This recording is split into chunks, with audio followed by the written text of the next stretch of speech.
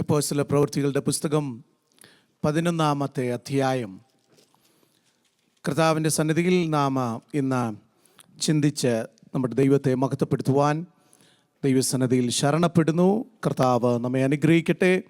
അതിനാധാരമായി ഒരു വാക്യം വായിപ്പാൻ താല്പര്യപ്പെടുന്നത് 11-ാം അധ്യായം അതിൻ്റെ 21-ാമത്തെ വാക്യം, chapter 11, acts of the apostles, chapter 11 verse 21.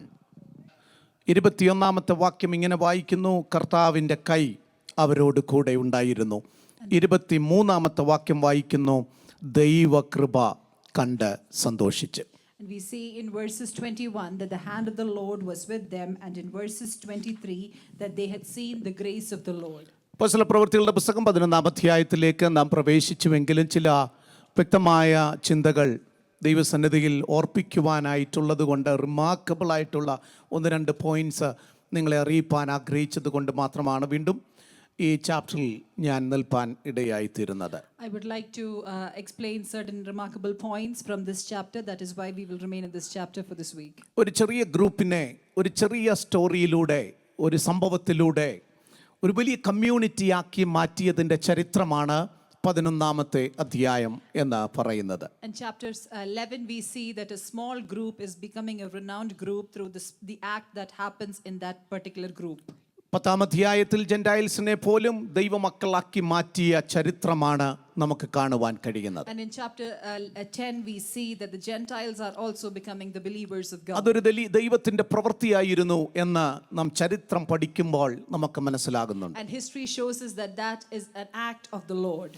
10-ാം അധ്യായത്തിൽ പത്രോസിന്റെ ഒക്കെ പ്രസംഗത്തിലൂടെ ദൈവത്തിന്റെ വലിയ പ്രവൃത്തി അവിടെ വെളിപ്പെടുന്നത് നമുക്കവിടെ കാണുവാൻ കഴിയും. Chapter 10 we see that the act of the Lord has been displayed after Peter's ministry in that place. കൊർന്നല്യോസിന്റെ ഭവനത്തിൽ നടന്ന ശുശ്രൂഷകൾ വളരെ ചരിത്രപ്രധാനമായ ശുശ്രൂഷകളാണ്. And there is a great importance to this historical event when what happened in Cornelius's house. കൊർന്നല്യോസിന്റെ വീട്ടിൽ ചെന്ന പത്രോസിന് അഭിമുഖീകരിക്കാൻ ഒത്തിരി പ്രയാസങ്ങൾ, പ്രശ്നങ്ങൾ, പ്രതികൂലങ്ങൾ ഒക്കെ സംഭവിക്കാം. എങ്കിലും അതിനു മുമ്പേ സ്വർഗത്തിലെ ദൈവം ദർശനത്തിലൂടെ ദൈവത്തിൻ്റെ ദൂതനിലൂടെ തന്നോട് സംസാരിപ്പാൻ ഇടയായി. There could have been different obstacles that Peter should have faced when he went to Cornelius's house, but before that the angel of the Lord appeared to him and spoke to him in a dream and gave him the directions. അതുകൊണ്ട് ഒരു സംശയം കൂടാതെ തന്നെക്കുറിച്ചുള്ള ദൈവത്തിൻ്റെ plan, നിയോഗം എന്നെന്ന് മനസ്സിലാക്കി കൊർന്നല്യോസിന്റെ ഭവനത്തിൽ എത്തിച്ചേർന്ന് ശുശ്രൂഷിക്കുന്ന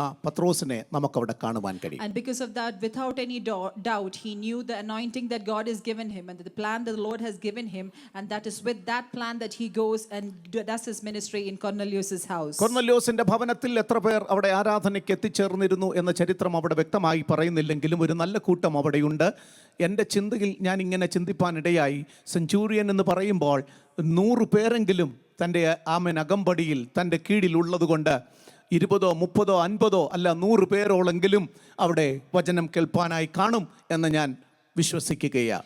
Even though the Bible does not give us an exact count of how many people gathered in Cornelius's house, I am assuming that there would have been a people not less than 100. അവിടെ നടന്ന ശുശ്രൂഷയുടെ ഏറ്റവും പരമപ്രധാനമായ കാര്യമെന്ന് പറയുന്നത് പരിശുദ്ധാത്മാവിന്റെ ഔട്ട്പോറിംഗ് അവിടെ സംഭവിച്ചു എന്നുള്ളതാണ്. And the significance of that event that happened in Cornelius's house is that there was the outpouring of the Holy Spirit that happened in that house. കൂടി വന്നവർ ഇന്ന് വരെ പറഞ്ഞിട്ടില്ലാത്ത ഭാഷകളിൽ സംസാരിപ്പാനിടയായി. And the people who gathered there, they spoke in tongues that they've never done before. ജാതികൾ ക്രിസ്തുവിൽ വിശ്വസിച്ച് കർത്താവിനോട് ചേരുവാനിടയായി. And Gentiles were able to believe in the Lord Jesus and become a part of the church. പറയുന്നു, ചരിത്രം സംഭവമായി ഈ സംഭവത്തെ നമുക്ക് കാണുവാനായി കഴിയുകയാണ്. And now let me remind you that this is a historical event. എന്നെ ഏറ്റവും കൂടുതൽ സന്തോഷിപ്പിച്ച ഒന്നാമത്തെ ഒരു വാക്ക് എന്ന് പറയുന്നത്, the first thing that really touched me is 10-ാം അധ്യായത്തിൽ അതിന്റെ അവസാന വാക്യത്തിൽ ഇങ്ങനെ വായിപ്പാനായി കഴിയുന്നു. In Acts chapter 10 verses the last verse says, പത്രോസ് യേശുവിന്റെ നാമത്തിൽ സ്നാനം കഴിപ്പിക്കുവാൻ കൽപ്പിച്ചു എന്നൊരു വാക്ക് അവിടെ കാണുവാൻ കഴിയും. And we see that Peter commanded them to baptize them in the name of the Holy Spirit. അവരോട് request ചെയ്തെന്നല്ല, It does not say that he requested them to do so. അവരോട് കൽപ്പിക്കുകയാ. He commanded them to do that. കാരണം പത്രോസിന് മനസ്സിലായി ഇത് ദൈവത്തിന്റെ പ്രവൃത്തിയാണ്. Because Peter was able to understand the fact that this is the work of the Lord. ദൈവം തന്നെ കുറിച്ച് ആഗ്രഹിച്ച തന്റെ ശുശ്രൂഷയുടെ ഒരു വലിയ ഘട്ടത്തിലേക്ക് താൻ എത്തിച്ചേർന്നെന്നും അത് മുഖാന്തരം അവിടെ ഒരു വിടുതൽ നടന്നുവെന്നും ആത്മസാന്നിധ്യം അവിടെ വെളിപ്പെട്ടുവെന്നും അന്യഭാഷയിൽ ആരാധിച്ചുവെന്നും സ്പഷ്ടമായി വ്യക്തമായി മനസ്സിലാക്കിയ പത്രോസ് പറയുന്നു, ഇനി അവരെ യേശുവിന്റെ നാമത്തിൽ സ്നാനപ്പെടുത്തുവാൻ കൽപ്പിക്കുക എന്നുള്ള അനുഭവത്തിലേക്ക്. And so here Peter understands that he is taken to a different phase of his ministry, and he understands that this is the work of the Lord, and that is why he commands them that they have to be baptized in the name of the Holy Spirit. നമ്മുടെ ഭാഷയിൽ പറഞ്ഞാൽ പത്രോസ് അവരെ നിർബന്ധിക്കുകയാണ്. And so in our language we could say that Peter is compelling them to do that. നാം ആരെയും നിർബന്ധിച്ച് സ്നാനപ്പെടുത്താൻ ആഗ്രഹിക്കുന്നവരല്ല. We are not people who compel people to get baptized, പക്ഷെ നിർബന്ധിച്ചേ പറ്റത്തുള്ളൂ. but it is also needed that we compel them. കാരണം എന്തെന്നറിയാമോ? Do you know the reason for it? അവർക്ക് സ്നാനപ്പെടണം എന്നുള്ളത് അറിയാമെങ്കിലും ഒരു നിർബന്ധം കൂടെ വരുമ്പോൾ അവർ കർത്താവിന്റെ സന്നിധിയിൽ പരിപൂർണമായി സമർപ്പിച്ച് കർത്താവിന്റെ കൽപ്പനയ്ക്കായി ഏൽപ്പിച്ചു കൊടുക്കുവാനിടയാം. Even though they know the truth that they have to get baptized, if there is a compulsion, they will take a step forward and take the commandment of baptism. നാം നമ്മുടെ കുടുംബങ്ങൾ, നമ്മുടെ പ്രിയപ്പെട്ടവർ, നമ്മുടെ സമൂഹത്തിലുള്ളവരോടൊക്കെ നമ്മൾ കർത്താവിനെ കുറിച്ച്, കർത്താവിന്റെ കൽപ്പനകളെ കുറിച്ച് പറയുന്നവരാണ്. We talk about the testaments of the Lord and the commandments of the Lord to the people around us and to our family സ്നാനത്തെ members. കുറിച്ച് വരെ അവരോട് നാം സംസാരിക്കും. We also speak about baptism to them. അവസാനം നമ്മൾ ഇങ്ങനെ പറയും, നിങ്ങൾക്ക് പൂർണ്ണ ഹൃദയത്തിൽ വിശ്വാസമുണ്ട് എങ്കിൽ നിങ്ങൾ സ്നാനപ്പെടാം. And then we concluded by saying that if you have a full heart and if you believe that this is the truth, you have to take this decision of baptism. അങ്ങനെ നാം പറഞ്ഞു ഒഴിഞ്ഞ് പോകാറുണ്ട്. Many a times we say that like that and we conclude it there. എന്നാൽ ആമേൻ gospel നാം പഠിക്കുമ്പോൾ കർത്താവായ യേശു ക്രിസ്തു അവരോട് കൽപ്പിച്ചു പറയുകയാണ്, കമാൻഡ് ചെയ്ത് പറഞ്ഞു, ഞാൻ നിങ്ങളെ അയക്കുകയാണ്. But when we study the Gospels, we understand that Jesus commands them that I am sending you. Amen.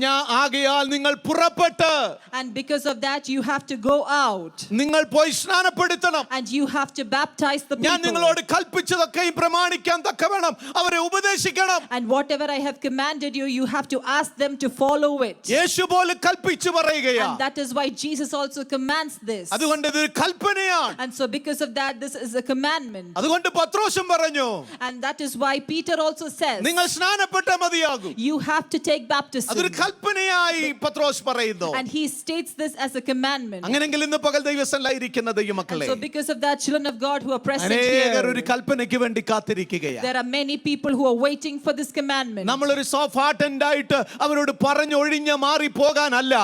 It is not that we speak to them in a soft-hearted manner and just leave it in that manner. അവരോട് കൽപ്പനയായി ഇനി പറയാൻ We സമയമായിരിക്കുകയാണ്. have to tell them that this is a ഇനി commandment. നിങ്ങൾക്ക് wait ചെയ്യാൻ സമയമില്ല. Because we do not have time to wait സ്നാനപ്പെട്ടേ anymore. മതിയാവുകയുള്ളൂ.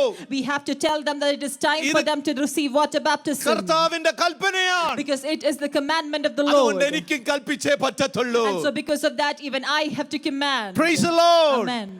Hallelujah. Hallelujah. ഇത് നിസ്സാരമായി കാണേണ്ട ഒരു കാര്യമല്ല. This is not a simple thing. അതുകൊണ്ടുള്ള സംഭവം എന്ന് പറയുന്നത് യഹൂദന്മാർ മാത്രമല്ല, ജാതികളും കർത്താവിലേക്ക് വരുവാനിടയാ. And because of this, we know that it is not just the Jews, even the Gentiles come to know the Lord. പത്രോസിന്റെ മനസ്സ് അറിയുന്ന ദൈവം ആ മനോഭാവത്തോട് ചേർത്ത് ഈ ജാതികളെയും നിർത്തുവാൻ ഇടയായി. And Jesus knows the heart of Peter, and that is why he takes that attitude and gives them that revelation that he has to make these people also come to faith. ദൈവം കൊടുത്ത ദർശനത്തിനനുസരിച്ച് പത്രോസും ശുശ്രൂഷിപ്പാനിടയായി. And Peter was able to minister according to the vision that the Lord had given him. ഒരു കൂട്ടം ശക്തന്മാരായ ലീഡേഴ്സിനെ വാർത്തെടുക്കുവാൻ അവിടെയും പത്രോസിന് കഴിഞ്ഞു എന്നുള്ളതൊരു ചരിത്ര സംഭവമാണ്. And we see that Peter was able to mend strong leaders in that place. നാം വായിച്ചല്ലോ 11-ാം അധ്യായത്തിലേക്ക് വരുമ്പോൾ അവരൊരു ഇഷ്യൂയിലൂടെ കടന്നു പോകുന്ന കാര്യങ്ങളാണ്. And there is an issue that these people face in chapter 11. യെരൂശലേമിലെത്തിയപ്പോൾ ഒരു വാദിപ്പാനും തർക്കിക്കാനും ഒക്കെ പരിച്ഛേദനക്കാരായ ആൾക്കാരെല്ലാം അവന്റെ മുമ്പിലേക്ക് വരികയാണ്. And here we see that people of circumcision come to him and they have different opinions in front of him. അവരുടെ ഇടയിൽ പത്രോസ് പ്രസംഗിച്ച് കഴിഞ്ഞ് അവർ രക്ഷിക്കപ്പെട്ട് ആമേൻ. ദൈവസന്നിധിയിൽ തീരുമാനത്തോടെ ആയിരിക്കുന്ന ഒരു കൂട്ടം ജനത്തെ നമുക്ക് അവിടെ കാണുന്നുണ്ട്. And here we see that there is a group of people who believe the Lord and who has come to this faith, and they are there. എന്നാൽ അവിടെ പത്രോസ് വീണ്ടും താൻ കണ്ട ദർശനത്തെ അവരോട് പ്രസ്താവിക്കുകയാണ്. And here we see that Peter again explains the dream that the Lord had given him. എന്തുകൊണ്ടാണ് ഇങ്ങനൊരു സാഹചര്യത്തിലേക്ക് കടക്കുവാൻ ഇടയായി തീർന്ന എന്ന ചരിത്രം താൻ രണ്ടാമത് അല്ല മൂന്നാമത് അവിടെ പ്രസ്താവിക്കുകയാണ്. And why such a situation has happened, Peter is explaining that incident for the third time. അവിടെ ഇങ്ങനെ എഴുതിയിരിക്കുന്ന പത്രോസ് താൻ കണ്ട ദർശനവും അതിനോടനുബന്ധിച്ച് നടന്ന സംഭവങ്ങളും അവരോട് വിവരിച്ചു പറയുവാനായിട്ടിടയായി. And here we see that Peter explained the vision that he saw, and he explained it to them again. ആ സെയിം സ്റ്റോറി തന്നെ പറയുകയാണ്. And he is telling them the same story again. അത് ഓർത്തുകൊള്ളണം, മൂന്നാമത്തെ പ്രാവശ്യമാണ് ആ സ്റ്റോറി പറയുന്നത്. And we should remember that it is the third time that he tells the story to them. രണ്ട് പ്രാവശ്യം കൊണ്ട് അത് നിർത്തിയില്ല. He did not confine it just to 2 times. 10-ാം അധ്യായത്തിൽ രണ്ട് പ്രാവശ്യം ഈ ദർശനത്തെ കുറിച്ച് താൻ പറയുന്നുണ്ട്. And about this vision he speaks about it 2 times in chapter 10. ഇപ്പോൾ 11-ാം അധ്യായം തുടങ്ങുമ്പോൾ വീണ്ടും ആ സ്റ്റോറി താൻ പറയുകയാണ്. And in chapter 11 we see again he explains the story. ദൈവം ഒരേ സ്റ്റോറി തന്നെ റിപ്പീറ്റ് ചെയ്യുമ്പോൾ അതിന് ദൈവത്തിന് ഒരു പരമപ്രധാനമായ ഉദ്ദേശമുണ്ട്. And if God is explaining a same story again and again, there is a reason for it. അതുകൊണ്ട് അത് ശ്രദ്ധിക്കണം എന്നുള്ളത് ദൈവത്തിന് നിർബന്ധമാണ്. And so it is certain that we have to take heed to it, and God needs us to do that. അതിനൊരു importance ഉള്ളത് കൊണ്ട് രണ്ട് പ്രാവശ്യം പറയാം. And because it has an importance, that is why it's stated twice. എന്നാൽ മൂന്ന് പ്രാവശ്യം പറയുമ്പോൾ ഓർത്തോണം, But if it is said the third time, you have to remember. അതിനൊരു എക്സ്ട്രാ ഇമ്പോർട്ടൻസ് കർത്താവ് കൊടുക്കുകയാണ്. The Lord is giving an extra importance to it. അത് സാധാരണ ഒരു സംഭവമാക്കി മാറ്റാൻ ദൈവം ആഗ്രഹിക്കുന്നില്ല. Because the Lord does not want that to be an ordinary event. അവൻ അത് കൃത്യമായി അതിന്റെ ഓർഡർ അനുസരിച്ച് പറയുന്നു എന്ന് തിരുവചനത്തിൽ നമുക്ക് വായിപ്പാൻ കഴിയുന്നു. And in the scripture we see that he explains that in an orderly fashion. 11-ാം അധ്യായം 16-ാം വാക്യത്തിലേക്ക് വരുമ്പോൾ അവൻ താൻ പറയുന്ന വാക്കിങ്ങനെയാണ്, അപ്പോൾ ഞാൻ യോഹന്നാൻ വെള്ളം കൊണ്ട് സ്നാനം കഴിപ്പിച്ചു, നിങ്ങൾക്കോ പരിശുദ്ധാത്മാവ് കൊണ്ട് സ്നാനം ലഭിക്കും എന്ന് കർത്താവ് പറഞ്ഞ വാഗ്ദത്തം കൂടെ ഓർത്തു പറയുകയാണ്. And that is when we see in chapter 11 verses 16 that he says that I remember the word of the Lord and how he said, John indeed baptized with water and you shall be baptized with the Holy Spirit. പത്രോസ് പറയുക 15-ാം വാക്യത്തിൽ പറയുന്നു, ഞാൻ ഇത് സംസാരിച്ചു തുടങ്ങിയപ്പോൾ പരിശുദ്ധാത്മാവ് ആദിയിൽ നമ്മുടെ മേൽ എന്ന പോലെ അവരുടെ മേലും വന്നു തുടങ്ങി. And Peter says that as I began to speak, the Holy Spirit fell upon them as it fell on us in the beginning. അതുകൊണ്ട് വളരെ ഇമ്പോർട്ടന്റ് ആയ ഒരു ചരിത്ര സംഭവത്തിലേക്ക് വീണ്ടും കയറുകയാണ്. And so because of that there is a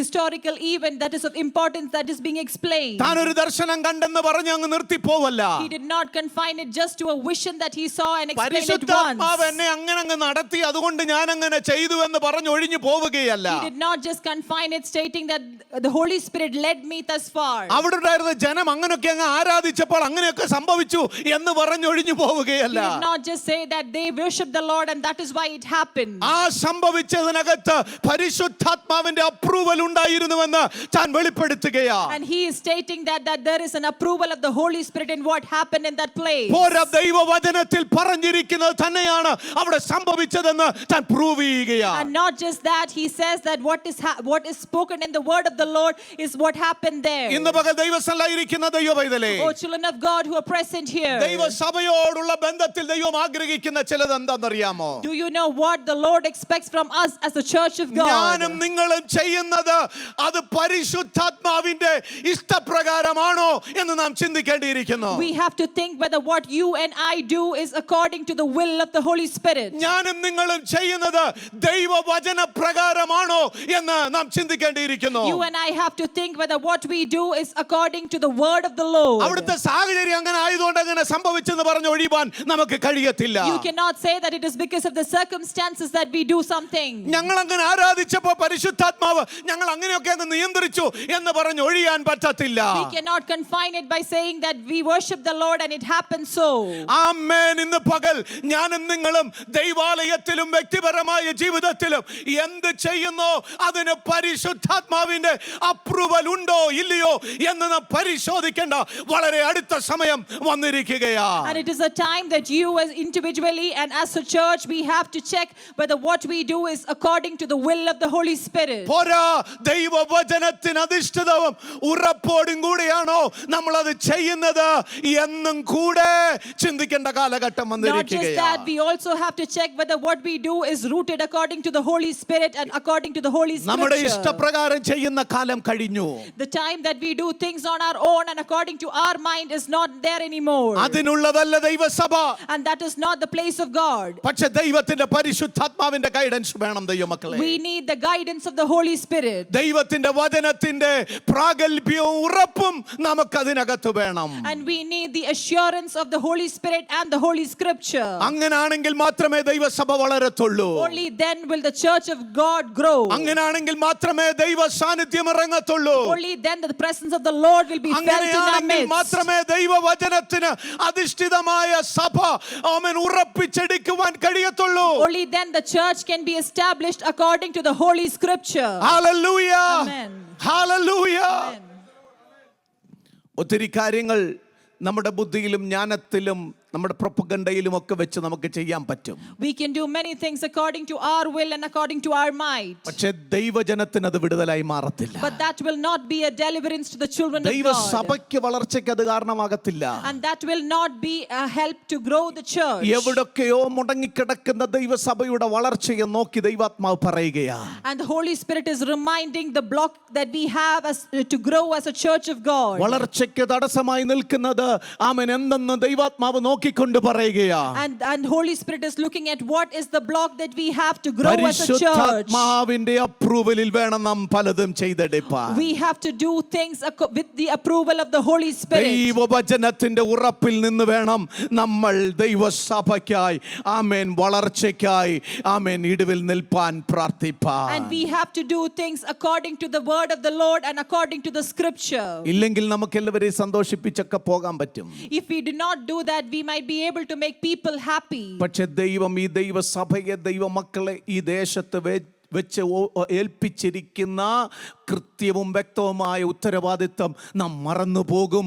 മറ്റ് പലതിലും നമ്മൾ ശ്രദ്ധ കൊടുക്കും. And we will not give attention to the reason why the Lord has appointed us and established here as a church, and we will give importance to different other things. അങ്ങനെങ്കിൽ ദൈവസഭയുടെ വളർച്ചയ്ക്ക് ഇത് കാരണമാകും. And that will be the reason for the growth of the church. അങ്ങനാണെങ്കിൽ എന്താ സംഭവിക്കാൻ പോകുന്നതെന്നുള്ളതാണ് 19 മുതലുള്ള വാക്യങ്ങളിൽ നാം വായിപ്പാനായി And പോകുന്നത്. if that is the case, what will happen? That is what we read from verses 19 അങ്ങനെ ഒരു വലിയ onwards. ഇഷ്യൂവിന്റെ നടുവിലും ട്രബിളിന്റെ നടുവിലും അതിനെ ഇല്ലാതാക്കാൻ ദൈവവചനത്തിന്റെ ആഴമേറിയ ഒരു ദൂത് പറഞ്ഞപ്പോൾ ജനം ശാന്തരായി തീരുവാനിടയായി. And even though there was a lot of chaos there, we see that when there was a message from the Scripture that was explained to the people, those things were shut down. വലിയ ഭാരത്തെ വചനം പറഞ്ഞപ്പോൾ ദൈവം അത് കുറച്ചു തരുവാനിടയായി. And the great persecution that could have happened there was limited because when the word was the word of the Lord was given to them. ഏറ്റവും വലിയ കൊടുങ്കാറ്റിനെ പോലും ദൈവവചനത്തിൽ ശാന്തമായത് കാണുവാൻ And കഴിയും. even the darkest storm can be calmed through the word of the Lord. അതിനെ വലിയ സിമ്പിളാക്കി മാറ്റിയെടുക്കുവാൻ ദൈവവചനത്തിന് കഴിയും. And the word of the Lord can make it into a simple form. പരിശുദ്ധാത്മാവിന്റെ ഡയറക്ഷന് നമ്മൾ മുമ്പോട്ട് കൊടുക്കുവാൻ തയ്യാറായാൽ ആ പ്രശ്നങ്ങൾ വളരെ സിമ്പിളായി മാറുവാനിടയായി. And if we are able to follow the direction of the Holy Spirit, all these problems will be nullified. So നമ്മൾ ഓർക്കേണ്ടത് we just remember the word of God. ദൈവവചനം എന്ത് പറയുന്നു?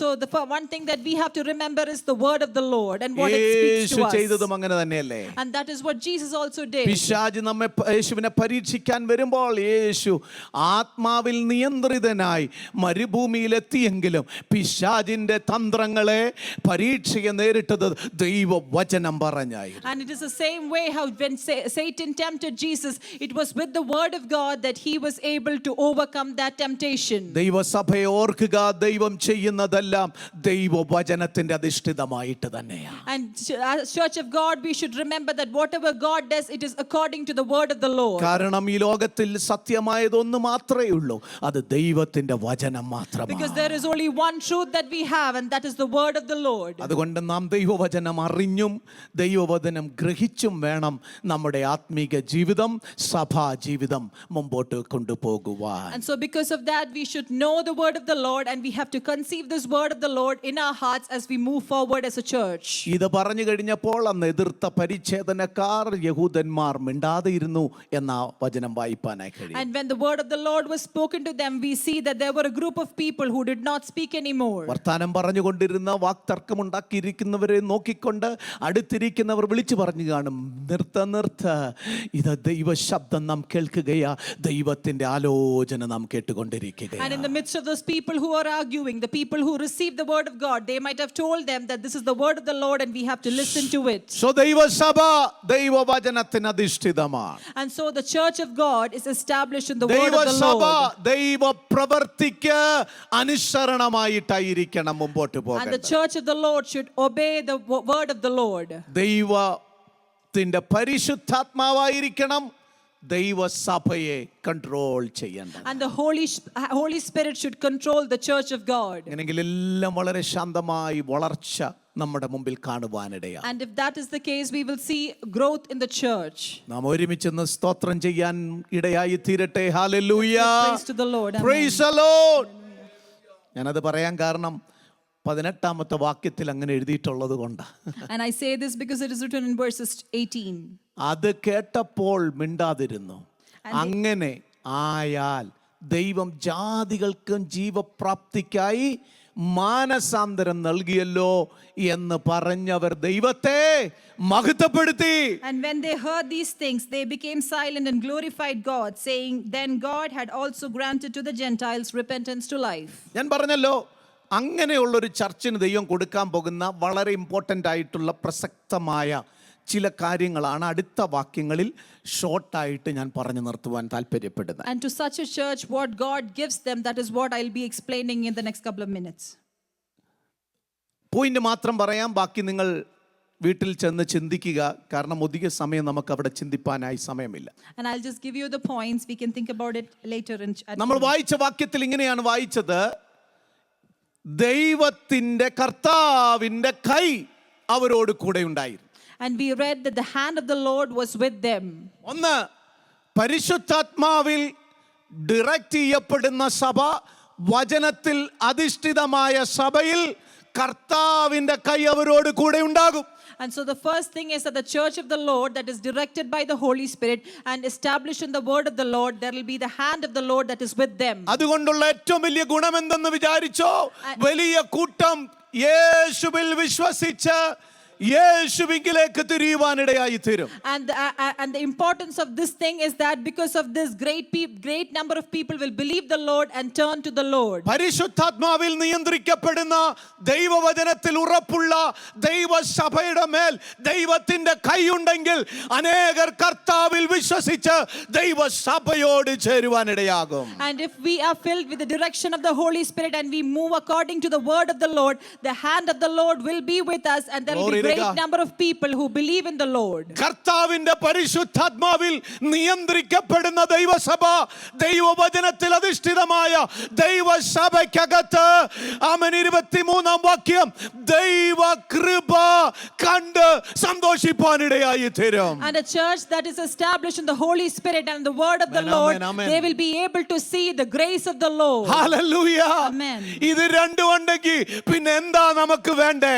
And if we have these two things, what more do we need? Praise the Lord. Amen. ദൈവസഭയ്ക്കകത്ത് ദൈവത്തിന്റെ കൈ വേണം. And in the church of the Lord, the hand of the Lord should be there. ദൈവത്തിന്റെ സഭയ്ക്കകത്ത് ദൈവത്തിന്റെ കൃപ വേണം. And in the church of the Lord, the grace of the Lord should be evident. ഇത് രണ്ടുമില്ലാതെ ഇനി മുമ്പോട്ട് പോകാൻ പറ്റത്തില്ല. And without these two things, we cannot move forward. പാസ്റ്ററുടെ കൈ ഉണ്ടായിട്ട് കാര്യമില്ല. There is no use if it is the hand of the pastor. ലീഡേഴ്സിന്റെ കൈ ഉണ്ടായിട്ട് കാര്യമില്ല. There is no use if it is the hand of the leaders. ഗവൺമെന്റിന്റെ കൈ നമുക്കുണ്ട്, അനുകൂലമായതുകൊണ്ട് കാര്യമില്ല. And there is no use if we have the favor of ഒരു government with us. ഡിനോമിനേഷന്റെ നേതാക്കന്മാരുടെ കൈ നമുക്കുണ്ടായതുകൊണ്ട് കാര്യമില്ല. And even if we have have the hand of denominational rulers, that is of no use for us. പ്രസ്ഥാനത്തിന്റെ വലിയ പ്രസിഡന്റിന്റെയോ ആമേൻ സെക്രട്ടറിയുടെയോ കൈ ഉണ്ടായിട്ട് നമുക്ക് കാര്യമില്ല. And if we have the hand of leaders with us, it is of no use. നമുക്ക് വേണ്ടത് ദൈവത്തിന്റെ കൈയാ. We need the hand of the Lord. ദൈവത്തിന്റെ കൈയായിരിക്കണം ദൈവസഭയെ പിടിച്ചോണ്ട് നടക്കുന്നേ. And the hand of the Lord should direct the church of the Lord. ഇന്നത്തെ പ്രസ്ഥാനങ്ങളുടെ തകർച്ചയ്ക്ക് കാരണം ദൈവത്തിന്റെ കൈക്ക് പകരം ഇന്ന് മാനുഷിക കൈകളാണ് കൺട്രോൾ ചെയ്തുകൊണ്ടിരിക്കുന്നത്. And the problem with today's churches is that instead of the hand of the Lord, it is the hand of man that is directing them. പണ്ട് ദൈവം കരം പിടിച്ച് നടത്തിയ പല സഭകളുടെയും കയ്യിൽ ഇന്ന് നേതാക്കന്മാർ പിടിക്കാൻ തുടങ്ങിയപ്പോൾ ദൈവസഭ ചിഹ്ന ഭിദ്രമായി തീരുന്ന ഒരു കാലഘട്ടത്തിലേക്ക് നാം എത്തിച്ചേർന്നുകൊണ്ടിരിക്കുകയാണ്. And we have come to a situation where churches are not being led by God, but instead it is the hand of man that directs them. പരിശുദ്ധാത്മാവ് നിയന്ത്രിച്ചിരുന്ന പല പ്രസ്ഥാനങ്ങളും ഇന്ന് മാനുഷികമായ കരത്തിന്റെയും കൺട്രോളിന്റെ കീഴിലായപ്പോൾ അമ്മൻ മുമ്പോട്ട് പോകാൻ കഴിയാതെ വിങ്ങിക്ക് നീക്കി അത് ചിന്തിപ്പോകുന്ന ഒരു കാലഘട്ടത്തിലേക്ക് നാം എത്തി. വളരെ ദയനീയമായ കാഴ്ചയാണ്. And today we see that institutions are not able to move forward because it is the hand of man that is leading them. ഇന്ന് പക ദൈവസന്നിധിയിലിരിക്കുന്ന ദൈവമക്കളെ, O children of God who are present here, എന്നെയും നിങ്ങളെ control ചെയ്യേണ്ടത് പിടിച്ചു നടത്തേണ്ടതും ദൈവത്തിന്റെ കൈയായിരിക്കണം. and you and I should be directed and controlled by the hand of the Lord. ദൈവത്തിന്റെ അവൻ ഉടമസ്ഥതയിലുള്ളതാ ദൈവസഭ. അതുകൊണ്ട് അതിനെ പിടിച്ചു നടത്തേണ്ടതും ദൈവത്തിന്റെ കൈയായിരിക്കണം. And the church of the Lord belongs to God, and it has to be the hand of the Lord that leads us. അങ്ങനെയെങ്കിൽ ദൈവസഭ ആമേൻ ഈ രാജ്യങ്ങളിൽ ശക്തമായി വളരുവാനിടയാകും. And if that is the case, the church of God will grow in these അതിനെ nations, ഒരു ശക്തിക്കും തളർത്താൻ കഴിയത്തില്ല. and no strength can weaken കാരണം us. കർത്താവ് പറഞ്ഞു, ഞാൻ എന്റെ സഭയെ പണിയും, പാതാള ഗോപുരങ്ങൾക്ക് അതിനെ ജയിപ്പാൻ കഴിയുകയില്ല. And that is why Jesus said that I will build my church and the hates of hell will not destroy it. പരിശുദ്ധാത്മാവിൽ നിയന്ത്രിക്കപ്പെടുന്ന ദൈവവചനത്തിൽ അധിഷ്ഠിതമായ ദൈവസഭയുടെ രണ്ടാമത്തെ പ്രത്യേകത പത്രോസ് വിളിച്ചു പറയുന്നു. അവിടെ കാണാൻ കഴിയുന്നത് ദൈവത്തിന്റെ കൃപ അവിടെയുണ്ട്. And here Peter sees that the church that is directed by the Holy Spirit and is established in the word of the Lord, there will be the grace of the Lord in that church. ഒത്തിരി ആളുകളുടെ support ഉണ്ടെന്നല്ല അവിടെ എഴുതിയേ. It does not say that there is support of great number of people. ഒത്തിരി സാമ്പത്തിക അഭിവൃദ്ധി ഞങ്ങൾക്കുണ്ടെന്നല്ല എഴുതിയേ. It does not say about the financial advancements of that church. അമേരിക്കയിൽ പൈസ ഞങ്ങൾക്ക് ഒഴുകുമെന്നല്ല അവിടെ എഴുതിയേ. It does not say that there will be money that flows from different nations. ആമേൻ, ഞങ്ങൾക്ക് support ചെയ്യാൻ ഗവൺമെന്റും അധികാരികളും വക്കീലന്മാരും ആമേൻ കോടതി ഉണ്ടെന്നല്ല എഴുതിയേ. It does not say that there is government institutions that support that church. അവിടെ പത്രോസിന്റെ ശബ്ദം നമുക്ക് അവിടെ കേൾക്കാൻ കഴിയുന്നു. അവിടെ ആമേൻ ആമേൻ 11-ാം അധ്യായം അതിന്റെ 23-ാം വാക്യത്തിൽ ഇവിടെ എഴുതിയിരിക്കുന്നു, അവർ ചെന്നപ്പോൾ ദൈവ കൃപ കണ്ട് അവർക്ക് സന്തോഷിപ്പാനിടയായി. And in verses 23 we see that they came and they were able to see the grace of the Lord and be happy about it. എല്ലാവരും ഹൃദയ നിർണയത്തോടെ കർത്താവിനോട് ചേർന്ന് നിൽപ്പാൻ തക്കവണ്ണം പ്രബോധിപ്പിക്കുകയാണ്. And he says that everyone has to be glad and encourages them to be with the Lord. Praise the Lord. Amen. Praise the Lord. Amen. ദൈവകൃപ നഷ്ടപ്പെട്ടിട്ടുണ്ടെങ്കിൽ സഭയെ മടങ്ങി ദൈവകൃപയിലേക്ക് വരണം. And if we have lost this grace of the Lord, we have to come back to that grace of the കാരണം Lord. ഇതിന്റെ വില കൊടുത്തത് ആമേൻ സ്വർഗ്ഗസ്ഥനായ പിതാവാ. Because it is the Lord who has given the cost of it. ഇതിന്റെ സ്വന്തം പുത്രനെ ഈ ഭൂമിയിലേക്ക് അയച്ച് ഈ സഭയെ ആമേൻ നട്ടു വളർത്തുവാൻ ആമേൻ തന്റെ രക്തം കൊടുപ്പാനിടയായി. And he gave us his only begotten son, that he died for us, and he gave that blood to restore us as a church. ഇതിന്റെ അധികാരം പറയാൻ ആർക്കും And കഴിയത്തില്ല. no one has the ownership for it. ദൈവമാണ് ദൈവസഭയുടെ അധികാരി. The Lord is the one who has established this church. വ്യക്തികളല്ല, It is not people. Leaders അല്ല, It is not the leaders. സൂപ്രണ്ടോ പ്രസിഡന്റോ അല്ല. It is not the superintendent or ദൈവമാ president. ദൈവസഭയുടെ leader. The Lord is the leader of the church. ദൈവത്തിന്റെ ആത്മാവാണ് അതിനെ And നിയന്ത്രിക്കേണ്ടത്. the Spirit of the Lord leads the church. ദൈവത്തിന്റെ വചനമാണ് ഉറപ്പിക്കേണ്ടത്. And the word of the Lord should strengthen the ദൈവത്തിന്റെ church. കൈയാണ് അതിന്മേൽ അധികാരമുള്ളത്. And the hand of the Lord has authority over the ദൈവത്തിന്റെ church. കൃപയാണ് അവിടെ നിറഞ്ഞു നിൽക്കേണ്ടത്. And the grace of the Lord should fill the church. Praise the Lord. Amen. ഇതില്ലെങ്കിൽ ദേശത്ത് ദൈവസഭ നിന്ദിക്കപ്പെടും. And if we do not have this, the church will be mocked in this place. ഇതില്ലെങ്കിൽ ദൈവസഭയ്ക്ക് മുമ്പോട്ട് പോകാൻ കഴിയത്തില്ല. And without this, the church cannot move forward. ജാതികൾ ദൈവസഭയെ നോക്കി നിന്ദിക്കും. And the Gentiles will look at the church and will mock at us. ചുറ്റുമുള്ളവർ പറയും ഇവരും ആരാധിച്ചതും പ്രാർത്ഥിച്ചതും ഒക്കെ ഇതിനായിരുന്നോ എന്ന് ചോദിക്കും. And the people around us will say that have they worshipped the Lord for this reason? നമ്മൾ ആരാധനാലയങ്ങളുടെ പടി കയറി ഇറങ്ങേണ്ടതിന് പകരം കോടതികളുടെയും വക്കീലിന്റെയും ഓഫീസിന്റെ പടി കയറി ഇറങ്ങും.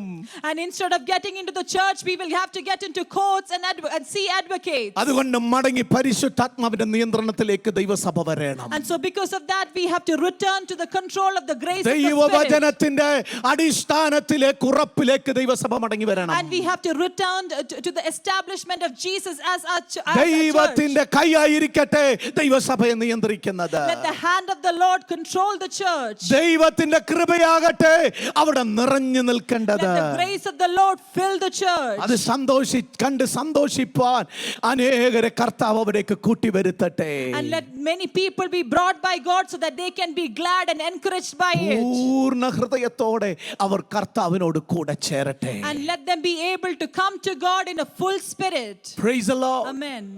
ആ സഭയല്ലേ ദൈവം ആഗ്രഹിക്കുന്ന സഭ. It is such kind of a church that the Lord expects. കർത്താവിന്റെ ഹൃദയപ്രകാരമുള്ള ചർച്ച് അതാ. And that is the kind of church that belongs to the Lord's heart. Praise the Lord. Amen. ദൈവസഭയെ അതിനായി ഈ നാളുകളിൽ നാം പ്രാർത്ഥിക്കണം. And as a church of God, we have to pray for such a situation to happen to us. ഇനി അടുത്തൊരു ലെവലിലേക്ക് ഞാൻ കയറുകയാണ്. I'm going to get into the next level. അവരെക്കുറിച്ചുള്ള ഈ വർത്തമാനങ്ങൾ കേൾക്കുമ്പോൾ അനേകർ അവിടേക്ക് വരുവാൻ സ്വർഗത്തിലെ ദൈവം പ്ലാൻ ചെയ്യുക. And when people hear about what happens here, great number of people come to see what happens there. നമുക്കവിടെ വായിപ്പാനായി കഴിയുന്ന 22-ാം വാക്യത്തിൽ യെരൂശലേമിലെ സഭയുടെ ചെവിയിൽ ഈ വർത്തമാനം എത്തിയപ്പോൾ അവർ ബർന്നബാസിനെ അന്ത്യോക്യയിലേക്ക് അയക്കുകയാണ്. And we see in verses 22 that when this news came to them into the ears of Jerusalem, they sent Barnabas to go as far as to Antioch. വിശദീകരിപ്പാൻ എൻ്റെ മുമ്പ് സമയമില്ല. ബർന്നബാസ് വന്ന് ദൈവവചനം പഠിപ്പിക്കുക അവരെ. And so here we see that Barnabas comes and he teaches them the word of the Lord. കർത്താവിനോട് കൂടെ ചേർന്ന് നിൽപ്പാൻ അവരെ പ്രബോധിപ്പിക്കുകയാണ്. And he tells them that they have to stand with the Lord. എനിക്ക് ഏറ്റവും സന്തോഷകരമായ കാര്യം അടുത്ത വാക്യത്തിൽ ബർന്നബാസിനെ കുറിച്ച് പറയുന്നു. അവൻ ചെന്ന് അവൻ നല്ല മനുഷ്യന് 24 പരിശുദ്ധാത്മാവിനാലും വിശ്വാസത്താലും നിറഞ്ഞവനായിരുന്നു. വളരെ പുരുഷാരം കർത്താവിനോട് ചേർന്നു. And we see about Barnabas in verses 24, and it says that he was a good man, full of the Holy Spirit and of faith, and a great number of people were added to the Lord. നല്ല മനുഷ്യനായിരുന്നു. He was a good man. പരിശുദ്ധാത്മാവിൽ നിയന്ത്രിക്കപ്പെടുന്നവനായിരുന്നു. And he was filled with the Holy Spirit. വിശ്വാസത്തിൽ നിറഞ്ഞവനായിരുന്നു. And he was filled with faith. ദൈവം ഒരുവനെ അയച്ചാൽ ഇങ്ങനെയുള്ള ഒരുത്തനെ അയക്കുന്നേ. And when the Lord sends, he sends such kind of a person. ദൈവം നിന്റെ ജീവിതത്തിലേക്ക് ഒരു വ്യക്തിയെ അയച്ചിട്ടുണ്ടെങ്കിൽ ശ്രദ്ധിച്ചോണം, ഈ 3 ക്വാളിറ്റി ഉണ്ടോ ഇല്ലയോ. And if the Lord has sent a person to your life, you have to check if these 3 qualities are there in that person. In a lot of people, ഒത്തിരി ആളുകൾ ഇറങ്ങിയിട്ടുണ്ട് ദൈവസഭയെ ചതിപ്പാൻ, ദൈവസഭയെ മുടിച്ചു കളയുവാൻ. There are so many people who have come to attack the church. എന്നാൽ ഇന്ന് പകൽ നമ്മൾ ഓർക്കേണ്ട 3 കാര്യം. But there are 3 things that we have to remember today. ഒന്ന്, നല്ല മനുഷ്യനായിരിക്കണം. The person has to be a good man. 2, പരിശുദ്ധാത്മാവ് നിറഞ്ഞവനായിരിക്കണം. And he has to be filled with the Holy Spirit. 3, വിശ്വാസത്താലും നിറഞ്ഞവനായിരിക്കണം. And he has to be filled with the faith. ദൈവവചനം പഠിപ്പിക്കുവാൻ qualified ആയിട്ടുള്ള ഒരു വ്യക്തിയുടെ ക്വാളിഫിക്കേഷനെ കുറിച്ച് അവിടെ എഴുതിയിരിക്കുന്നത്. So this is about the qualification of a person who has the right to teach the word of God. അതുകൊണ്ടുള്ള ഗുണം അവിടെ എഴുതിയിട്ടുണ്ട്.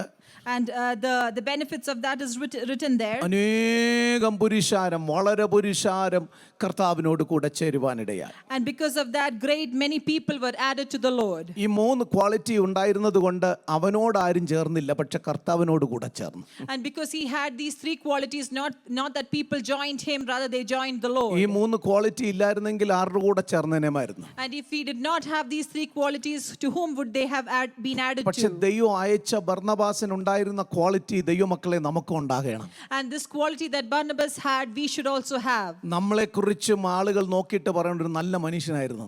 And people should look at us and say that he's a good man. പരിശുദ്ധാത്മാവിൽ നിയന്ത്രിക്കപ്പെടുന്നവനായിരുന്നെന്ന്. You should say that they should be able to say that he was filled with the Holy Spirit. വിശ്വാസത്തിൽ നിറഞ്ഞ ഒരു വ്യക്തിയായിരുന്നെന്ന്. They should be able to say that he was filled with faith. ഒരു വ്യക്തിയെക്കുറിച്ചുള്ള ദൈവസഭയിലുള്ള എല്ലാ ദൈവമക്കളെ കുറിച്ച് ദൈവം ആഗ്രഹിക്കുന്നത് അതാണ്. And this is what the Lord expects from each one of us. ഇന്ന് പകൽ ദൈവസഭയിലായിരിക്കുന്ന ദൈവമക്കളെ, O children of God who are present here, നമുക്ക് പരിശുദ്ധാത്മാവിൽ നിറയാം. we have to be filled with the Holy Spirit. വിശ്വാസത്തിൽ നിറയാം. We have to be filled with the faith of ഇത് the Lord. രണ്ടും നിറഞ്ഞ automatic ആയിട്ടൊരു നല്ല മനുഷ്യനായി മാറും. And if we have these two filled in our hearts, we will be a good Praise the man. Lord. Amen. ഇത് രണ്ടും നിറയപ്പെടണം. We have to be filled in these two aspects. അങ്ങനെങ്കിൽ ദൈവം നമ്മെ ശക്തമായി ഉപയോഗിപ്പാനിടയായി. And then in that case, the Lord will strengthen us and use ഈ us. ചുറ്റുപാടുകളിൽ ദൈവം നമ്മെ മാനിപ്പാനിടയായി. And the Lord will bless us in these places. രണ്ടാമത് അവിടെ അയച്ച വ്യക്തിയാണ് 25-ാം വാക്യത്തിൽ. And we see the second person who is sent there in verses 25. അവൻ ശൗലിനെ തിരയുവാൻ തർസോസിലേക്ക് പോയി. And he departed to Tarsus to seek Saul. അവനെ കണ്ടെത്തിയപ്പോൾ അന്ത്യോക്യയിലേക്ക് കൂട്ടിക്കൊണ്ടുവന്നു. And when he found him, he brought him to Antioch. Praise the Lord. Amen. ഒത്തിരി വിശദീകരിപ്പാൻ അവിടെയുണ്ട്. There's a lot of things that has to be explained. പത്രോസിന് അവിടെ ശുശ്രൂഷിക്കാൻ എന്തെങ്കിലും ബുദ്ധിമുട്ടുണ്ടോ? Did Peter have any difficulty to minister in that place? ബർന്നബാസിന് എന്തെങ്കിലും ബുദ്ധിമുട്ടുണ്ടോ? Is there any difficulty for Barnabas to പിന്നെ minister in ശൗലിനെ that പോയി place? തപ്പിക്കൊണ്ടുവരേണ്ട വല്ല ആവശ്യമുണ്ടോ? So is there a need to bring Saul to this place? Praise God. Amen. ഇന്ന് പകൽ ദൈവസന്നിധിയിലിരിക്കുന്ന ദൈവമക്കളെ, O children of God who are present here, നമ്മെക്കുറിച്ച് ദൈവത്തിനൊരു the ഉദ്ദേശമുണ്ടെങ്കിൽ, Lord has a purpose for us. If he has a purpose ദൈവത്തിന് for us, നിന്നെ ഉപയോഗിപ്പാൻ ആഗ്രഹമുണ്ടെങ്കിൽ, if the Lord desires to use us, ദൈവം നിന്നെ തപ്പിയെടുത്ത് കൊണ്ടുവന്ന് ഇവിടെ കൊണ്ടുവന്ന് നിർത്തുന്ന the ദൈവം. Lord will find us and bring us here. Praise the Lord. Amen. ഇതിപ്പോ എനിക്ക് മാത്രമായിരുന്നോ അതിന്റെ പ്രിവിലേജ് കിട്ടേണ്ടതെങ്കിൽ പത്രോസിനും ബർന്നബാസിനും കൊണ്ട് ഒതുക്കിയ ശുശ്രൂഷ അവിടെ നിർത്താമായിരുന്നോ? എന്നാൽ അവര് പറഞ്ഞില്ല, ഞങ്ങൾക്ക് മുമ്പേ ഒരുവനെ, ആമേൻ, ഞങ്ങൾക്ക് ശേഷം ഒരുവനെ ദൈവം ഉപയോഗിപ്പാൻ തക്കവണ്ണം, ആമേൻ, മെരുക്കി കൊണ്ടുവന്ന ഒരുവനുണ്ട്. അവനും കൂടി ഇവിടെ വന്ന് ശുശ്രൂഷിക്കേണ്ടത് ദൈവത്തിന്റെ ആവശ്യകതയാണ്. And here Peter knew that it was not just two of them that had to come here. They wanted to bring one more person who was trained so that he will also ഞാൻ minister ഇങ്ങനെ ഇന്ന് there. രാവിലെ എന്റെ കുഞ്ഞുങ്ങളോട് പറയുവാനിടയായി. This is what I told my children today. ഏറ്റവും best ലീഡറിന്റെ best quality എന്ന് പറയുന്നത് വേറൊരു ലീഡറിനെ പ്രിപ്പയർ ചെയ്യുക എന്നുള്ളതാണ്. The best quality of a best leader is that they are able to prepare a next leader. Praise the Lord. Amen. Praise the Lord. Amen. ഇന്നത്തെ പ്രസ്ഥാനങ്ങൾ, ഇന്നത്തെ സഭകൾ, ഇന്നത്തെ ലോക്കൽ ചർച്ചുകൾ, അതിന്റെയൊക്കെ അവസ്ഥ എങ്ങനെയാണെന്നറിയാമോ? Do you know how today's institutions and local churches are? Pastor കഴിഞ്ഞാൽ പാസ്റ്ററുടെ മോന്, pastor കഴിഞ്ഞാൽ പിന്നെ പാസ്റ്ററുടെ മോനാ അതിന്റെ അധികാരി. After the pastor, it is pastor's son who is the next leader. അങ്ങനല്ലേ കണ്ടുവരുന്നേ?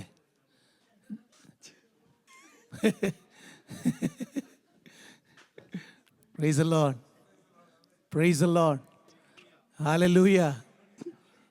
ഒത്തിരി പാസ്റ്റർമാരുടെ മക്കൾ ഇവിടെ ഇങ്ങനെ തലകുനിച്ചിരിക്കുന്നവരെ എനിക്കറിയാം. I see many pastors' sons who are here. പറഞ്ഞു ധൈര്യമായിട്ട് പറഞ്ഞു. ഒരു കേക്കട്ടെ, മലയാളത്തിൽ കേൾക്കത് പോരാ, ഇംഗ്ലീഷിലൂടെ കേക്കട്ടെ. Praise the Lord. Praise the Lord. ശക്തമായി ഉപയോഗിക്കപ്പെടേണ്ട പലരും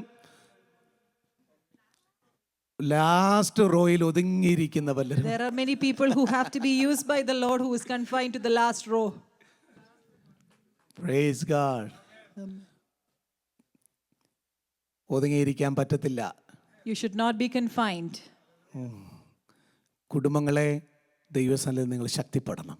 Families, you have to be strengthened by the Lord. കർത്താവിന്റെ വേലയ്ക്ക് വേണ്ടി നിങ്ങൾ ഒരുങ്ങണം. You have to be ready to do the ministry of the Lord. നിങ്ങളെ ദൈവം അയച്ചിരിക്കുന്ന രാജ്യങ്ങളിൽ ദൈവത്തിൻ്റെ ശക്തമായ വേലയ്ക്കായി നിങ്ങൾ ദൈവസന്നിധിയിൽ സമർപ്പിക്കണം. You have to submit yourself to the ministry of the Lord, to the place that the Lord has sent you to. ഒത്തിരി നല്ല പത്രോസുമാരുള്ള ഒരു കാലഘട്ടത്തിലാണ് നമ്മൾ ജീവിക്കുന്നത്. We are in a time when there are so many good Peters. They are willing to accept you. നിങ്ങൾ എല്ലാവരും accept ചെയ്യാൻ കഴിവുള്ള ഒത്തിരി പത്രോസുമാരുണ്ട്. They are willing to accept us. ഒത്തിരി ബർന്നമാസ്മാർക്ക് റെഡിയാ നിങ്ങളെ അക്സെപ്റ്റ് ചെയ്യുവാൻ. And there are many Barnabases who are ready to accept you. ഈ ചാൻസ് കളയല്ലേ. We should not miss this chance. നിങ്ങൾ മാറിയിരുന്നാൽ ദൈവം മറ്റൊരുത്തനെ ഉപയോഗിപ്പാനിടയാകും. And if you move away, the Lord will use another person instead വിളിയും of you. തിരഞ്ഞെടുപ്പ് മനസ്സിലാക്കി ഈ ദിവസങ്ങളിൽ വളരെ ശ്രദ്ധയോടെ മുന്നോട്ട് പോകാൻ ദൈവാത്മാവ് ആലോചന And the തരികയാണ്. Holy Spirit is reminding us that we should know our calling and our anointing and move according our to that. ശൗലിനെ അവിടേക്ക് കൊണ്ടുവന്നു. And they brought Saul to this place. ശൗലും വന്ന് കണ്ടപ്പോൾ അവൻ വളരെ സന്തോഷമായി.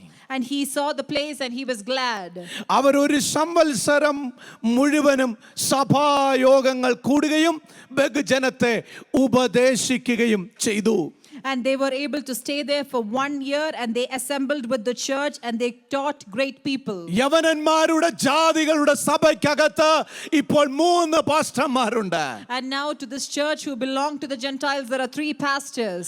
ആമേ പത്രോസുമുണ്ട്, ബർന്നബാസ് ഉണ്ട്, പിന്നെ ആരുണ്ട്? പോളും കൂടെ അവിടെ വന്നിട്ടുണ്ട്. Peter, Barnabas and Saul. ഇനി ആരെങ്കിലും വേണോ? Do we need another person? ഇനി ആരെങ്കിലും വേണോ? Do you need another person? യേശുക്രിസ്തുവിൻ്റെ മരണ അടക്ക പുനരുത്ഥാനം കഴിഞ്ഞതിന് ശേഷം ഒറ്റ പ്രസംഗത്തിൽ 3000 പേരെ ദൈവസഭയ്ക്കകത്ത് കൊണ്ടുവന്ന് സ്നാനപ്പെടുത്തിയ ശക്തനായ ഭയമില്ലാത്ത ഒരു വ്യക്തിയാ പത്രോസ്. And we know that Peter is an anointed man of the Lord who was able to give the ministry, do his ministry, and he was able to bring 3,000 people in his first preaching. നന്നായി വചനം പഠിപ്പിക്കാനും ജനത്തെ കൂടെ നിർത്താനും പ്രഗൽഭന Barnabas. And Barnabas is a person who knows the word of the Lord and he's able to bring people together.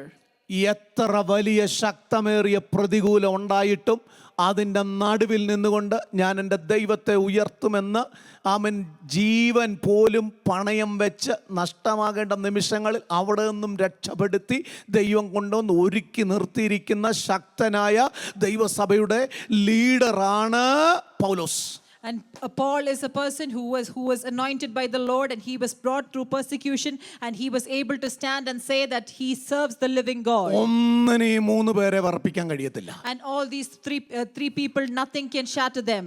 ഈ 3 പേരുണ്ടെങ്കിൽ ദൈവസഭ ഒരു വർഷം അവരവിടെ നിന്നെന്ന് എഴുതിയിരിക്കുന്ന വളരെ ശക്തമായ ദൈവസഭ. And with these 3 people, they were able to establish the church and assemble as a church for 1 year. ഇനി ആരെങ്കിലും വേണോ അവിടെ? Do they still need another person? വേണോ ഇനി അവിടെ ആരെങ്കിലും? Do you need is there a need for another person there? വേണോ? ഇവര് 3 പേരും ഉണ്ടെങ്കിൽ പിന്നെ ഇനി ഒരാളൂടെ വേണോ? If these 3 people are there, do we need a 4th person? നിങ്ങൾ അടുത്ത വാക്യം വായിച്ചു നോക്ക്. Read the next verse. 27 വാക്യം.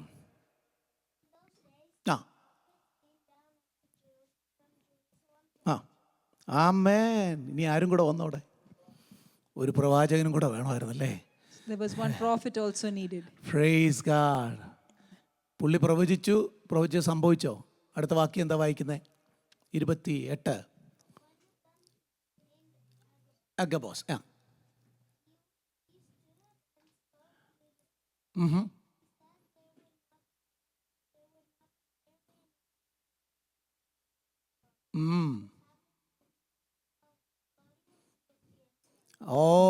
പുള്ളി പ്രവചിച്ച എന്താ വന്ന്?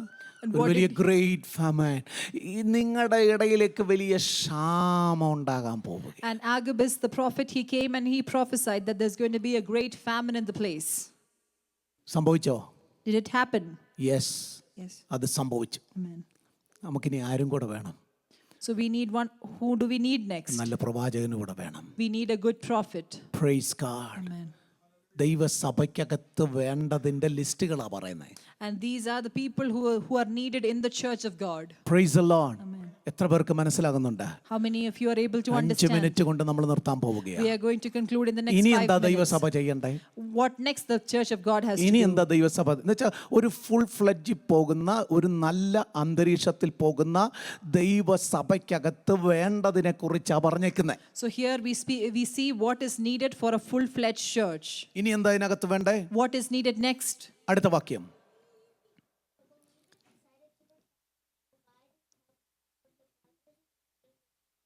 ആഹാ. Next verses also. ആമേൻ.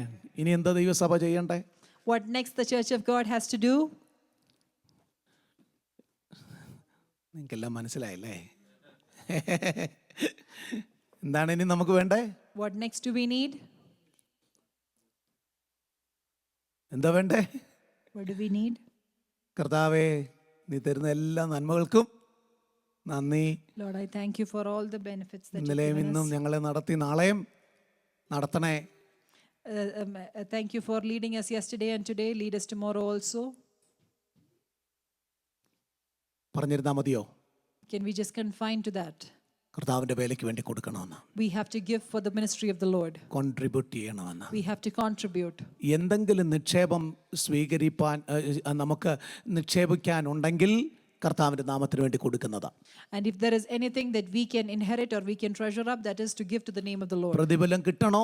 കർത്താവിന്റെ നാമത്തിന് വേണ്ടി കൊടുക്കണം. And do you need the blessing for it? You have to give in the name of the Lord, to the name of the Lord. സകല മാനവജാതിയും സുവിശേഷം കേൾപ്പാൻ എന്റെയും നിങ്ങളുടെയും ഒരു പെനിയെങ്കിലും ഒരു ഡോളറെങ്കിലും അതിനകത്ത് ഉപയോഗിപ്പാൻ ഇടയായാൽ സ്വർഗത്തിൽ നമുക്കതിനും പ്രതിഫലമുണ്ടെന്ന് വിശ്വസിക്കുന്ന വ്യക്തിയാണ് ഞാൻ. And I believe that we will receive the blessing from heaven if we are able to spend at least a penny so that the people കർത്താവിന്റെ around us will be നാമത്തിന് able വേണ്ടി to know the gospel. കർത്താവിന്റെ നാമത്തിന് വേണ്ടി കൊടുക്കാനും കൂടിയാ ദൈവസഭയെ ദൈവം വളർത്തിക്കൊണ്ടിരിക്കുന്നേ. And the church of the Lord is growing so that we are able to give to the name of the Lord. Praise the Lord. Amen.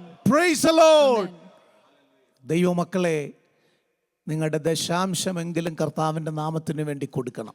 Children of God, you at least have to give your tithe to the name of the Lord. ഞാൻ ഇതുവരെ അത് പ്രസംഗിച്ചിട്ടില്ല, പക്ഷേ ഇന്ന് പകൽ ഈ ആണ്ടിൻ്റെ അവസാനത്തിൽ ഞാൻ പറയുന്നു, കൃത്യമായി നിങ്ങളുടെ ദശാംശം നിങ്ങൾ കർത്താവിൻ്റെ നാമത്തിന് വേണ്ടി കൊടുത്തിട്ടില്ലെങ്കിൽ ഇന്ന് പകൽ തീരുമാനമെടുത്ത് വീട്ടിൽ ചെന്ന് കണക്ക് കൂട്ടിയിട്ട് കർത്താവിൻ്റെ നാമത്തിന് വേണ്ടി കൊടുക്കാനുള്ളതിൻ്റെ ഒരു ഓഹരി പോലും, ഒരു പങ്ക് പോലും, ഒരു പെനി പോലും നിങ്ങളുടെ കയ്യിൽ വെച്ചേക്കല്ലേ. അത് നമുക്ക് ദോഷമായി മാറും.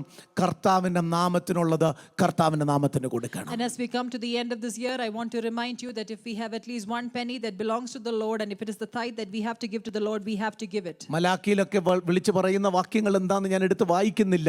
ഇന്ന് പകൽ ദൈവനാമത്തിന് വേണ്ടി കൊടുക്കണം. ഞാൻ ദൈവസഭയ്ക്കെന്ന് മാത്രമല്ല, ദൈവനാമത്തിൻ്റെ മഹത്വത്തിന് വേണ്ടി, ദൈവരാജ്യത്തിൻ്റെ വ്യാപ്തിക്ക് വേണ്ടി, ആമേൻ സുവിശേഷീകരണത്തിൻ്റെ വ്യാപ്തിക്ക് വേണ്ടി നമ്മാലാവോളം ഈ ആയുസ്സിൽ നമുക്ക് ചെയ്യാവുന്നതിൻ്റെ നല്ല ഒരു പങ്കും കർത്താവിന് വേണ്ടി കൊടുക്കുവാൻ നമുക്കിടയായി തീരണം. And I did not say that we just have to give to the church of the Lord. We have to give to the ministry of the Lord, and that is what the Lord expects from us.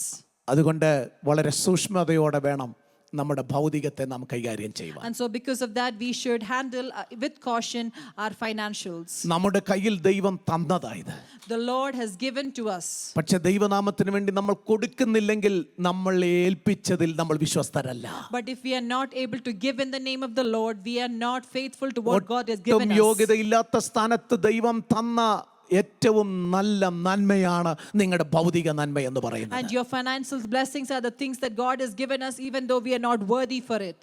പക്ഷേ അതിൽ നമ്മൾക്ക് വിശ്വസ്തരാകാൻ കഴിയുന്നില്ലെങ്കിൽ, and if we are not able to be faithful in that, പിന്നെ എങ്ങനെ ദൈവം നമ്മെ വലിയ വിഷയത്തിന്റെ നടുവിൽ നമ്മെ സഹായിക്കും? and then how will God help us in big matters? വചനം ഇങ്ങനെ പറഞ്ഞു, അല്പത്തിൽ വിശ്വസ്തനായിരിക്കുക, എന്നാൽ ദൈവം നിന്നെ അധികത്തിന് വിചാരകനാക്കി And the മാറ്റും. word of the Lord says that if you are faithful in the few that the Lord has given you, the Lord will give you more. അതുകൊണ്ട് ദൈവം തന്ന നന്മകളിൽ ആമേൻ ഒരു പങ്ക് ദൈവത്തിനുള്ളതാണ്, ദൈവനാമത്തിനുള്ളതാണ്, ദൈവരാജ്യത്തിന്റെ വ്യാപ്തിക്കുള്ളതാണ്. അതെടുത്ത് വെച്ച് കഴിക്കരുത്, അത് നമ്മുടെ ജീവിതത്തിൽ അപകടമാണ് എന്ന് ഒരു പ്രാവശ്യം കൂടെ ഞാൻ ഓർപ്പിക്കുകയാണ്. So let me remind you that the blessings that the Lord has given us, it also belongs to the Lord, and it should not be with us if it belongs എന്നെ to the അവിടെ Lord. വളരെ ചിന്തിപ്പിച്ച ഒരു വാക്കിതാണ്. And there is one thing that really caught my attention. അവിടെ ഉണ്ടായിരുന്ന ശിഷ്യന്മാരിൽ ഓരോരുത്തൻ പ്രാപ്തി പോലെ കൊടുത്തു. And those people who had, they gave according to their own ability. ഞാൻ കൊടുക്കുന്ന പോലെ നിങ്ങൾ കൊടുക്കണമെന്ന് അവിടെ എഴുതിയിട്ടില്ല. It does not say that how I give, the the same manner the other person ഇന്നയാള് also should കൊടുത്തത് give. കൂടുതലാ, ഞാൻ കൊടുക്കുമ്പോ കുറഞ്ഞു പോകുമെന്നുള്ള ചിന്ത വേണ്ട. It does not. We do not have to compare how much other person gives and how much we നമ്മുടെ give. പ്രാപ്തിക്കൊത്തവണ്ണം കൊടുക്കണം. According to our ability, we have to give. ദൈവം തന്ന നന്മകളിൽ പ്രാപ്തിക്ക് അനുസരണമായി ദൈവനാമത്തിന് വേണ്ടി കൊടുത്താൽ അതിനും പ്രതിഫലമുണ്ട്. And the blessing that the Lord has given us, if we are able to give it to the name of the Lord with our ability, there സ്വർഗ്ഗത്തിലെ is going to be a blessing for that. സ്വർഗ്ഗത്തിലെ ദൈവത്തിന്റെ ഭണ്ഡാരത്തിൽ ഒന്നിനും കുറവില്ല. And in the treasures of the Lord, there is nothing that is less. സ്വർഗ്ഗത്തിലെ ദൈവത്തിന് മുകളിൽ നിന്ന് പൈസ ഇറക്കി കൊടുക്കാൻ ആമേൻ കഴിയുന്ന ദൈവമാ. പക്ഷേ അതിനുള്ള ഏറ്റവും നല്ല മെത്തേഡാണ് എന്റെ നിങ്ങളുടെയും കൈ തന്നിട്ട് കർത്താവിന്റെ വേലയ്ക്ക് വേണ്ടി കൊടുക്കാൻ And ഏൽപ്പിച്ചിരിക്കുന്നത്. the Lord can bless us with our financial, and the best method for that is we give to the name of the Lord. അതുകൊണ്ടാണ് നിർബന്ധം നമ്മുടെ മേലുണ്ട്. And that is why that compulsion is there with us. കർത്താവിന്റെ bank accounts ആണ് നമ്മൾ. Because we are the bank accounts of God. നമ്മൾ കർത്താവിന്റെ നാമത്തിന് കൊടുത്തേ പറ്റത്തുള്ളൂ. So we have to give in the name of the Lord. അത് കൊടുക്കാൻ കൂടിയാ ദൈവം നമുക്ക് നന്മ തരുന്നേ. And in order to give that, only God has given us the blessings. അത് നമുക്ക് നമ്മുടെ തലമുറകൾക്കും ഉപയോഗിക്കാൻ അനുവാദമില്ല. And we do not have the right to use it, neither our children. കർത്താവിനുള്ളത് കർത്താവിന്. What belongs to the Lord is for the Lord. ഒരു പങ്കും എടുക്കരുത്. And we should not take any portion of വചനം it. എഴുതിയിരിക്കുന്നവർ അത് നടത്തി അത് ബർന്നബാസിന്റെയും ശൗലിന്റെയും കയ്യിൽ മൂപ്പന്മാർക്ക് കൊടുത്തയച്ചു. And they were able to do that, and they sent it to the elders by the hand of Barnabas Praise and the Lord. Saul. Amen. ഇതിൽ പരഭാഗ്യം എന്താ ഉള്ളേ? What more of a privilege do they need? കൊടുക്കുന്തോറും അളന്നും കുറിച്ചും നമുക്ക് നൽകാൻ സ്വർഗ്ഗത്തിലെ ദൈവത്തിന് കഴിയും. And as much as we give, the Lord can measure back and give it back to us. വചനം പറയുന്നു കൊടുപ്പീൻ എന്നാൽ നിങ്ങൾക്ക് കിട്ടുവാനിടയായി And the തീരും. word of the Lord says that you give and you will receive. അമർത്തി കുലുക്കി നമ്മുടെ കർത്താവ് തരുന്ന ദൈവമാണ്. And the Lord will take a measure and give it back to us. Hallelujah. Amen. അതുകൊണ്ട് ധൈര്യത്തോടെ കൊടുക്കൂ കർത്താവിന്റെ നാമത്തിന്റെ മഹത്വത്തിന് And വേണ്ടി. so because of that, we have to give with confidence so that the Lord will bless us. നാം close ചെയ്യാൻ പോവുകയാണ്. I would like to conclude. ഈ ചാപ്റ്ററിന്റെ ഏറ്റവും വലിയൊരു പ്രത്യേകത എന്താണെന്നറിയാമോ? Do you know what is the importance of this chapter? ഈ ചാപ്റ്ററിന്റെ ഏറ്റവും വലിയ പ്രത്യേകത What is the most important thing about this chapter? Verse 26. ആദ്യമായി ക്രിസ്ത്യാനി എന്ന പേര് കിട്ടിയത് എവിടെ വെച്ചാ? Antioch. Praise the Lord. Hallelujah. Amen. ഇത്ര മഹത്തരമായ കാര്യമല്ലേ? What privilegious situation is it? ഈ അധ്യായത്തില്ലാത്ത 9-ാം അധ്യായത്തിൽ ദൈവമക്കളെ വിളിക്കുന്ന എത്രയോ പേരുകളുണ്ട്. There are many other terms that is called for the children of ഈ God in നാമം chapter 9. വിളിക്കപ്പെട്ടവരെന്ന് എഴുതിയിട്ടുണ്ട്. They say that the people who call by this name, സഹോദര ശിഷ്യൻ എന്നൊക്കെ പറഞ്ഞിട്ടുണ്ട്. they are called as brothers and disciples. ഓൻ ഒത്തിരി പേരുകൾ 9-ാം അധ്യായത്തിലുണ്ട്. There are so many names we see in chapter 9. 11-ാം അധ്യായത്തിൽ വരുമ്പോൾ ഒരു കോമൺ നെയിം തരികയാ. But in chapter 11 we see a common name. Christians. ഇന്ന് പകൽ ദൈവസ്ഥലായിരിക്കുന്ന ദൈവമക്കളെ, O children of God who are present here today. ഈ ചാപ്റ്ററിനകത്താണ് യവനന്മാരുടെ ഇടയിൽ ജാതികളുടെ ഇടയിൽ വെച്ച് ശുശ്രൂഷിച്ചു കൊണ്ടിരിക്കുന്നതിൻ്റെ ഇടയിൽ അവർക്ക് വിളിക്കപ്പെട്ട പേരാണ് ക്രിസ്ത്യാനികൾ എന്ന പേര്. And we see that it is in this chapter that we, in the midst of Hellenists and the Jews and the Gentiles, they are given this name, Christians. ഇല്ലെങ്കിൽ ഇത് യഹൂദന്മാരുടെ വചനമായി മാറിയേനെ. Otherwise this word would have belonged to the Jews alone. ഇതൊരു ഗ്രൂപ്പിന്റെ മാത്രം സഭയായി മാറിയേനെ. Otherwise this church would have been confined to just one group. എന്നാൽ ഇന്ന് പകൽ ദൈവസഭ സകല മാനവ ജാതിക്കും വേണ്ടിയുള്ളതെന്ന് പേര് വിളിക്കത്തക്കവരം ക്രിസ്ത്യാനി എന്ന പേരിലേക്ക് വിളിക്കപ്പെടുവാനിടയാ. And then because of this, the church of the Lord belongs to the whole mankind, and that is why we are termed as Christians. Hallelujah. Amen. അതുകൊണ്ടാണ് നമ്മുടെ റിലീജിയൻ ഒക്കെ നമ്മൾ എഴുതുമ്പോൾ വളരെ ബഹുമാനത്തോടെ സന്തോഷത്തോടെ ക്രിസ്ത്യൻ എന്ന് എഴുതി വെക്കുന്നത്. And that is why we name ourselves as Christians wherever we are asked to name our religion. ഇവിടെ നിന്ന് കിട്ടിയതാ. It is from here that we ഒരു received നിമിഷം it. ദൈവസന്നിധിയിൽ എഴുന്നേറ്റ് നമുക്ക് Can you പ്രാർത്ഥിക്കാം. all rise? ദൈവം ഭാഗം ഏൽപ്പിച്ചു കൊടുക്കുവാൻ തയ്യാറാകുമോ? Let us humble ourselves to the Lord. കർത്താവിന്റെ നാമത്തിന് വേണ്ടി നിൽപ്പാൻ തയ്യാറാകുമോ? Are we ready to stand for the name of the Lord? കർത്താവിന്റെ വിളിക്ക് വേണ്ടി സമർപ്പിക്കുവാൻ തയ്യാറാകുമോ?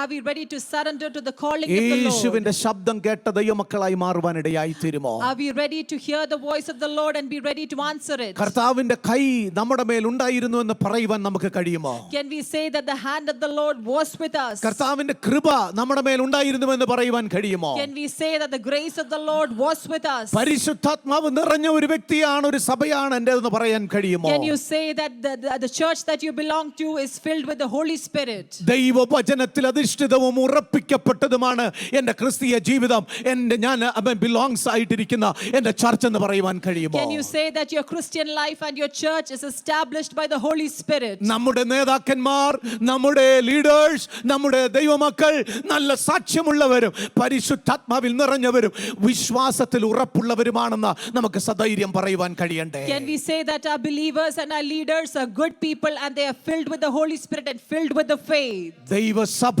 അനേകരെ സഹായിക്കുന്ന ദൈവനാമത്തിന് വേണ്ടി കൊടുക്കുന്ന സഭയാണെന്ന് നമുക്ക് പറയാൻ Can ഇടയാകട്ടെ. we say that our church is a church that is able to give according to the ability that the Lord has given us? നമ്മുടെ ചർച്ച് മറ്റുള്ള ദൈവദാസന്മാരെയും പ്രവാചകന്മാരെയും മാനിക്കുന്ന, ബഹുമാനിക്കുന്ന, അക്സെപ്റ്റ് ചെയ്യുന്ന സഭയാണെന്ന് പറയണ്ടേ? Yeah, shouldn't we say that our church is a church that accepts and believes in other prophets and other disciples? ഒരു നിമിഷം പ്രാർത്ഥിക്കുമോ? Let's pray. ദൈവം നമ്മെ ശക്തമായി ദിവസങ്ങൾ ഉപയോഗിക്കും. May the Lord strengthen us and use us. ഈ ആലയത്തിനകം നിറഞ്ഞ് കവിയണം. This church of God has to be filled. ഒറ്റ ചെയർ പോലും ഇനി കാലിയായിരിക്കാൻ ഇടയാകരുത്. There should not be a single chair that is empty. ഇന്ന് മുതൽ പ്രാർത്ഥിക്കണം. You have to pray from today. ഒരു chair പോലും കാലിയായിരിക്കരുത്. God, not a chair should be left empty. കർത്താവേ, ആരും ഇതിനകത്ത് വരാതെ പോകരുത്. God, not a single person should leave without entering this place. ആരാധന അലക്ഷ്യമായി ആരും ചിന്തിക്കരുത്. Let no man consider the worship as സഭായോഗങ്ങളെ അലക്ഷ്യമായി ചിന്തിക്കരുത്. and let no person ignore the worships. ബർന്നബാസും പത്രോസും ശൗലോസും പൗലോസും ഒരുമിച്ച് ആമേൻ സംവത്സരം മുഴുവൻ സഭായോഗങ്ങളിൽ പങ്കെടുത്തു എന്ന് എഴുതിയിരിക്കുന്ന പോലെ സംവത്സരം മുഴുവനും ആണ്ടിന്റെ ജനുവരി മാസം മുതൽ ഡിസംബർ മാസം വരെയും ആമേൻ ആരാധന ഒന്നിൽ നിന്നും മാറിയിരിപ്പാൻ ഇനി ഇടയാകരുത് ദൈവമക്കളെ. And just like as Paul and Peter and Barnabas and Saul was able to gather and be there for 1 year and be there for the assemblies of God, in the same way let us also be able to stand for the Lord and worship the Lord from right from January till December. Hallelujah. Amen. Hallelujah. Amen. നിങ്ങളുടെ സഭായോഗങ്ങളെ മുടങ്ങരുത്. We should not leave the fellowships that we ദൈവം have. ആഗ്രഹിക്കുന്ന ഒരു ശുശ്രൂഷയെ ഏൽപ്പിച്ചിരിക്കുന്നു. The Lord has given us a ministry. ദൈവം ഏൽപ്പിച്ചിരിക്കുന്ന ഉത്തരവാദിത്തമാണ്. And there is a responsibility that the Lord has given us. ഒരു സഭായോഗം പോലും മുടക്കാതെ ദൈവമേ അങ്ങേ ആരാധിക്കണമെന്ന്. We should be able to attend all services and worship the എത്ര Lord. പേരുടെ ഹൃദയത്തിൽ അതിന് ആഗ്രഹമുണ്ട്? How many of you desire to do ദൈവസന്നിധിയിൽ that? സമർപ്പിച്ച് പ്രാർത്ഥിക്കൂ. Let us submit ourselves and pray for ദൈവം it. അത് നിവർത്തിപ്പാനിടയാ. And the Lord will come fulfill it. ഒരു നിമിഷം നമുക്ക് ദൈവമുമ്പാകെ സമർപ്പിക്കാം. Let us humble ourselves. നാം എല്ലാവരും പ്രാർത്ഥിക്കാൻ പോവുകയാ. We are all going to pray. ആമേൻ. ദൈവത്തിന്റെ പ്രവൃത്തിക്കായി നാം ഏൽപ്പിക്കാൻ We പോവുകയാ. are going to surrender to the work of the Lord. പ്രിയങ്കൾ മുമ്പോട്ട് കടന്നു വന്ന് പ്രാർത്ഥനയിൽ നമ്മെ സഹായിക്കാൻ പോവുകയാ. ദൈവസന്നിധിയിൽ ഒന്ന് സമർപ്പിച്ച കർത്താവേ, ഈ വരുന്ന വർഷം ആമേൻ, ഈ വർഷത്തിന്റെ അവസാനം ഞങ്ങൾ എത്തി. ഈ 2026 കർത്താവ് എനിക്ക് ആമേൻ അനുവദിക്കുന്നെങ്കിൽ ആമേൻ ഒരു സഭായോഗം പോലും മുടക്കാതെ ദൈവത്തെ ആത്മാവിലും സത്യത്തിലും ആരാധിപ്പാൻ ദൈവമേ എനിക്ക് വേണ്ടുന്ന വഴികൾ, വാതിലുകൾ ഒരുക്കി തന്ന് എന്നെ നടത്തണേ എന്ന് ദൈവസന്നിധിയിൽ പ്രാർത്ഥിച്ചാൽ Let us pray to the Lord that if God gives us a 2026, we will attend all the fellowships and we will walk according to the will of the Lord. അതിനായി ദൈവം നമ്മെ സഹായിക്കട്ടെ. May the Lord ദൈവസഭയെ help us for it. സഹായിക്കട്ടെ. കർത്താവിന് മഹത്വം. എല്ലാറ്റിനുമായി സ്തോത്രം.